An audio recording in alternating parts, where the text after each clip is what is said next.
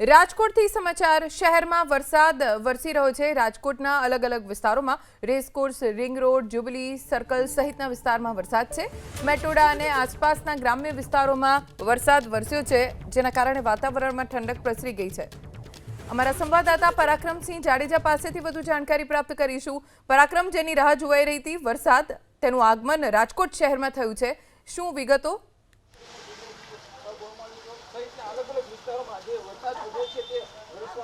ચોક્કસ રાજકોટ શહેર ઉપરાંત ગ્રામ્ય વિસ્તારની અંદર અત્યારે વરસાદ શરૂ થયો છે।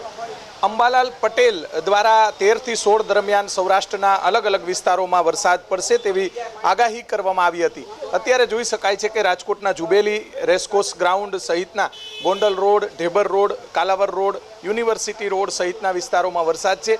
આ તરફ ગ્રામ્ય વિસ્તાર મેટોડા અને આસપાસના ગ્રામ્ય વિસ્તારમાં પણ સારા વરસાદના પગલે ખેડૂતોમાં ખુશીનો માહોલ છે, કેમ કે પડધરી આસપાસનો વિસ્તાર અને રાજકોટથી જામનગર સુધીના જે ગામડાઓ છે ત્યાં હજી સુધી વાવણી લાયક વરસાદ નથી, જેના કારણે ખેડૂતો ચિંતિત હતા। પરંતુ આ વરસાદના આ બીજા રાઉન્ડ દરમિયાન જે ખેડૂતોને ફાયદો થાય તેવી પૂરી શક્યતાઓ સેવાઈ રહી છે। અત્યારે જોઈ શકાય છે કે વરસાદી માહોલ રાજકોટ શહેરની અંદર જોવા મળી રહ્યો છે। હજી પણ ભારે વરસાદની ખેડૂતો રાહ જોઈ રહ્યા છે અને ખેડૂતો અંબાલાલ પટેલે જ્યારથી આગાહી કરી હતી કે 13 થી 16 તારીખ દરમિયાન વરસાદ પડશે, સૌરાષ્ટ્રના અલગ અલગ વિસ્તારોમાં મધ્યમથી હળવો વરસાદ પડશે, ત્યારે આ વરસાદ પડ્યો છે।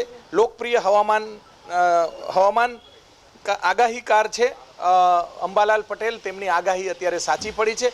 જે રીતે તેમનો વિરોધ કરવામાં આવ્યો હતો, તેમને કેસ કરવાની વાત પણ જયંત પંડ્યા છે તેમના દ્વારા કરવામાં આવી હતી। બીજી તરફ આ જોઈ શકાય છે કે જીવતો જાગતો પુરાવો અને વરસાદની શરૂઆત જે રાજકોટ સહિત સૌરાષ્ટ્રના અલગ અલગ વિસ્તારોમાં સવારથી વાદળછાયું વાતાવરણ છે અને હજી આગામી 2 દિવસ દરમિયાન સૌરાષ્ટ્રના અલગ અલગ વિસ્તારોમાં સારો વરસાદ થાય તેવા સંજોગો છે।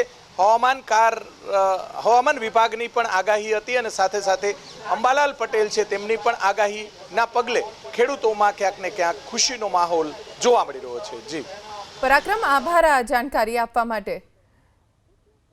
જૂનાગઢ, ગીર સોમનાથ અને દ્વારકામાં પણ આજે સવારથી જ વરસાદ વરસી રહ્યો છે। ક્યાંક ધીમી ધારે તો ક્યાંક જોરદાર વરસાદી ઝાપટું વરસ્યું।